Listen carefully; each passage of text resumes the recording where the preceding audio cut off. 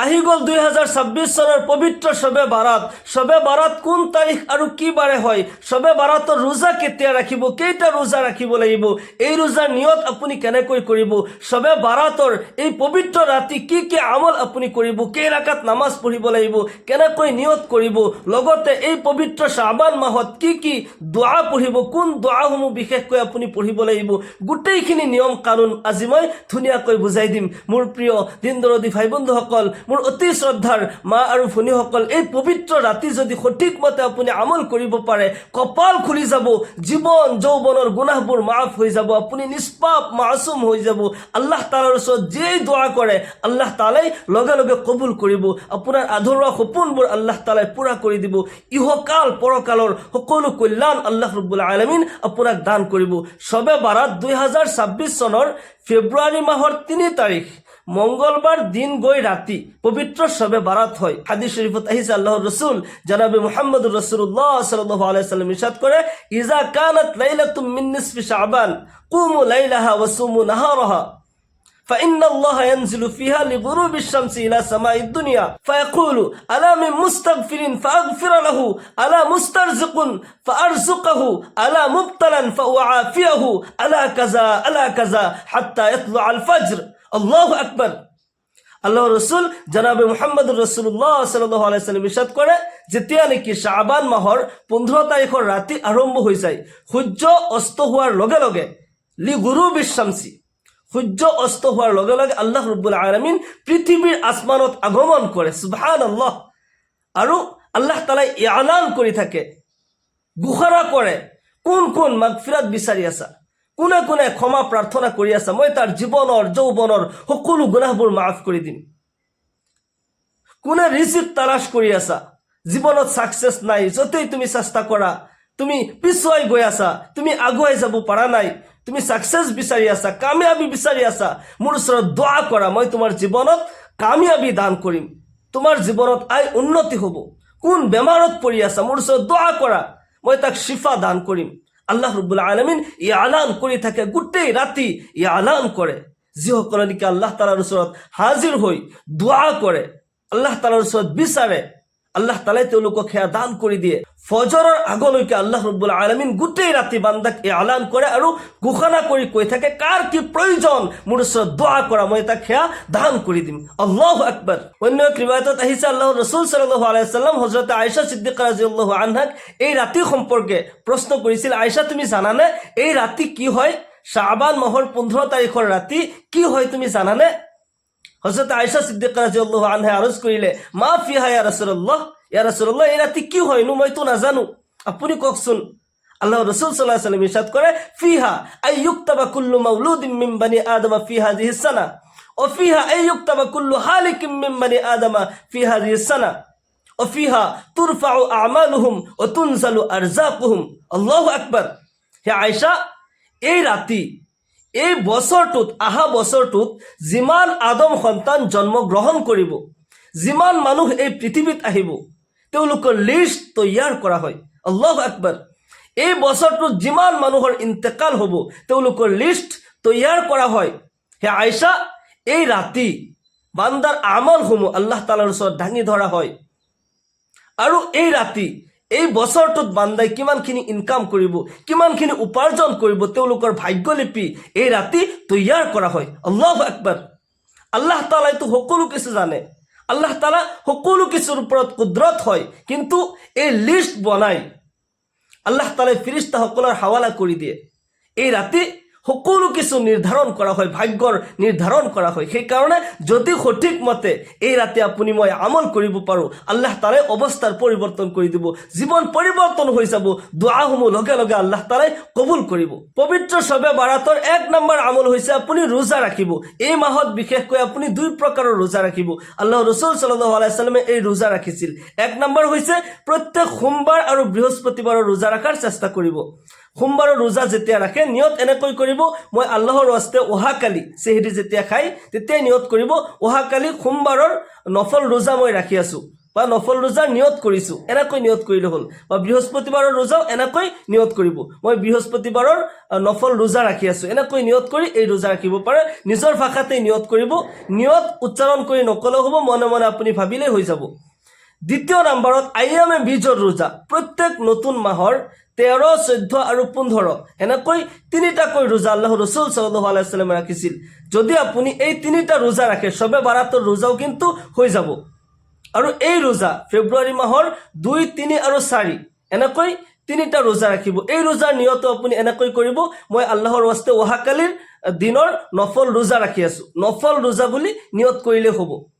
এক নম্বৰ আমল হৈছে যে আপুনি নফল ৰোজাসমূহ ৰাখিব প্ৰত্যেক সোমবাৰ আৰু বৃহস্পতিবাৰৰ ৰোজা ৰাখাৰ চেষ্টা কৰিব আয়ামে বীজৰ তিনিটা ৰোজা ৰাখিব ফেব্ৰুৱাৰী মাহৰ 2, 3, 4 এনেকৈ তিনিটা ৰোজা ৰাখিব দ্বিতীয় নম্বৰ আমল হৈছে যে আপুনি এই ৰাতি পবিত্ৰ শবে বাৰাতৰ ৰাতি নফল নামাজ বেছিকৈ পঢ়িব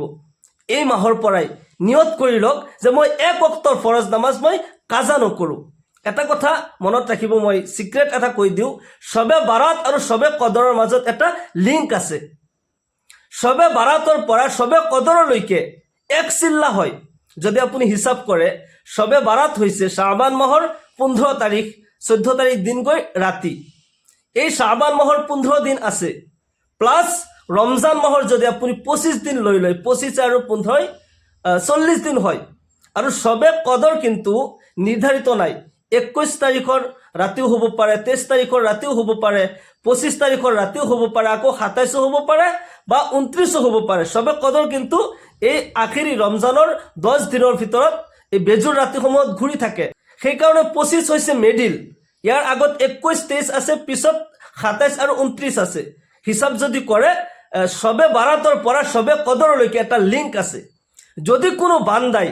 শবে বাৰাতৰ পৰা নিয়ত কৰি নেক আমল কৰা আৰম্ভ কৰে বেছি তওবা ইস্তিগফাৰ পৰে আল্লাহ ৰাব্বুল আলামিন তাৰ জীৱনৰ সকলো গুনাহবোৰ মাফ কৰি দিব আল্লাহ তাআলাই তাক নেক আৰু মাসুম বনাই দিব জীৱনৰ সকলো সমস্যা সমাধান হ'ব তেও যে দোয়া কৰে আল্লাহ তাআলাই কবুল কৰিব সেই কাৰণে এতিয়াৰ পৰাই নিয়ত কৰি লওক যে মই এতিয়া আৰু কোনো গুনাহ নকৰোঁ নেক আমল বেছিকৈ কৰিম যেতিয়া শাবান মাহৰ আৰম্ভণি হয় আল্লাহৰ নবী সাল্লাল্লাহু আলাইহি ওয়াসাল্লামৰ চেহাৰা সুৰখ হৈ যায় ৰঙা পৰি যায় কাৰণ আগত ৰমজান মাহ আহি আছে ৰমজানৰ কাৰণে শাবান মাহৰ পৰা আল্লাহৰ নবী সাল্লাল্লাহু আলাইহি ওয়াসাল্লামে তৈয়াৰী আৰম্ভ কৰি দিছিল সেই কাৰণে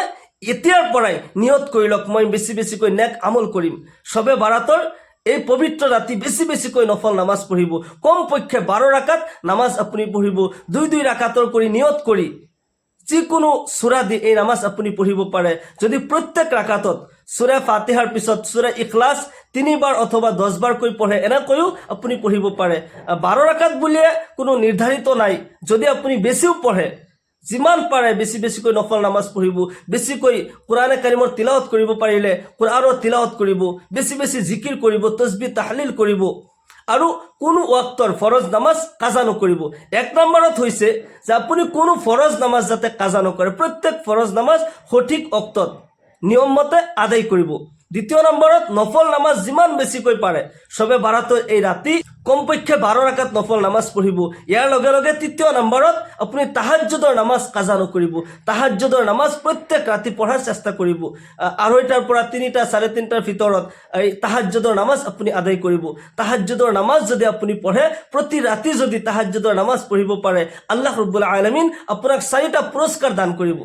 এক নম্বৰত আল্লাহ তাআলা আপোনাৰ জীৱনৰ যৌৱনৰ গুনাহবোৰ মাফ কৰি দিব দ্বিতীয় নম্বৰত আল্লাহ ৰাব্বুল আলামিন আপোনাৰ মনৰ আশাবোৰ পূৰণ কৰিব আপোনাৰ দোয়া কবুল কৰিব মকবুলিয়াতৰ দৰজা আপোনাৰ কাৰণে খুলি দিব তৃতীয় নম্বৰত আল্লাহ ৰাব্বুল আলামিন ৰিজিকৰ তংগি দূৰ কৰি দিব আপুনি কেতিয়াও মুহতাজ নহয় আপোনাৰ হয়তো ইনকাম বহুত নাই কিন্তু কাৰোবাৰ ওচৰত যাতে হাত পাতিব নালাগে আল্লাহ ৰাব্বুল আলামিন আপোনাক সম্মান মৰ্যাদা দান কৰিব 4 নম্বৰত আল্লাহ তাআলাই আখিৰাতত আপোনাক এনেকুৱা জান্নাত দান কৰিব স্পেশাল জান্নাত দান কৰিব যাৰ তলেদি নহৰ প্ৰবাহিত হৈ থাকে সুবহানাল্লাহি বিহামদি সেই কাৰণে এতিয়াৰ পৰাই নিয়ত কৰিব এক ওয়াক্তৰ ফৰজ নামাজ যাতে কাজা নহয় দ্বিতীয় নম্বৰত নফল নামাজ যিমান বেছিকৈ পাৰে বেছিকৈ নফল নামাজ পঢ়িব তাহাজ্জুদৰ নামাজ প্ৰত্যেক ৰাতি পঢ়াৰ মামুল বনাই ল'ব ইয়াৰ লগে আপুনি ইশৰাকৰ নামাজ পঢ়িব ফজৰৰ ফৰজ নামাজৰ পিছত যেতিয়া সূৰ্য উদয় হৈ যায় সূৰ্য উদয় হোৱাৰ 15 পৰা 20 মিনিট পিছত এই ইশৰাকৰ নামাজ আপুনি আদায় কৰিব 2 ৰাকাত কৰি 4 ৰাকাতৰ ইশৰাক নামাজ আপুনি আদায় কৰিব যিকোনো সূৰা দি এই নামাজ পঢ়িব পাৰে ইশৰাক নামাজ যদি আপুনি পঢ়ে 1 নম্বৰত আল্লাহ ৰাব্বুল আলামিন আপোনাৰ কাৰণে যথেষ্ট হৈ যাব সুবহানাল্লাহ আল্লাহ তাআলাই যি বান্দাৰ কাৰণে যথেষ্ট হৈ যায় তাৰ এই পৃথিৱীত আৰু কিহৰ প্ৰয়োজন হয় সেইকাৰণে ইশৰাকৰ নামাজ আদায় কৰিব অন্য ৰিৱায়াতত আহিছে যি ব্যক্তি ইশৰাকৰ নামাজ আদায় কৰে আল্লাহ তাআলাই তাক 2টা কবুল হজৰ সওয়াব দান কৰে ইয়াৰ লগে লগে আৰু 2টা উমৰাৰ সওয়াব তাৰ নামে আমলত লিখি দিয়া হয় আল্লাহু আকবাৰ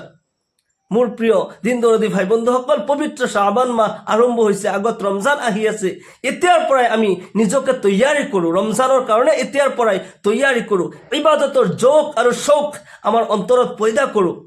যাতে কোনো ওয়াক্তৰ নামাজ মই কাজা নকৰো নফল নামাজ বেছি বেছিকৈ পঢ়িম কুৰআনে কাৰীমত তিলাওয়াত বেছি বেছিকৈ কৰিম সদকা খায়ৰাত বেছি বেছিকৈ আমি কৰি থাকিম আৰু বেছি বেছি দোয়া কৰি থাকিম ইয়া আল্লাহ যাতে ৰমজান মাহৰ ইবাদতসমূহ কৰিব পাৰো ৰোজা ৰাখিব পাৰো তাৰাবিৰ নামাজ আদায় কৰিব পাৰো আল্লাহ তাআলাৰ ওচৰত আমি বেছি বেছিকৈ দোয়া কৰি থাকিব লাগে বিশেষকৈ এটা দোয়া আপুনি পঢ়িব